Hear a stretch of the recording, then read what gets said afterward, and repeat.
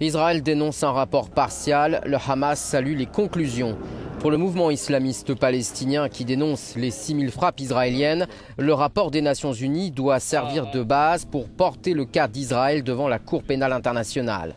Le porte-parole du Hamas estime néanmoins que si le rapport inclut quelques points positifs, il y a aussi, dit-il, une erreur fatale. Celle de faire une sorte de comparaison, dit-il, entre les victimes et les meurtriers, entre les victimes et les tueurs. Le Hamas s'est bien gardé en revanche d'évoquer les soupçons également formulés contre lui et d'autres groupes armés palestiniens. De son côté, Benyamin Netanyahou s'est défendu de commettre le moindre crime de guerre et le Premier ministre israélien d'ajouter « Israël se défend contre une organisation terroriste qui appelle à sa destruction et qui elle-même commet de nombreux crimes de guerre ».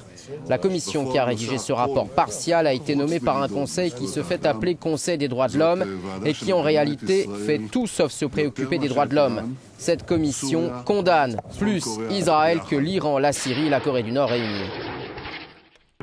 Les auteurs du rapport de l'ONU rappellent que les factions palestiniennes armées ont tiré plus de 4800 roquettes et 1753 tirs de mortier en direction d'Israël durant le conflit de l'été 2014.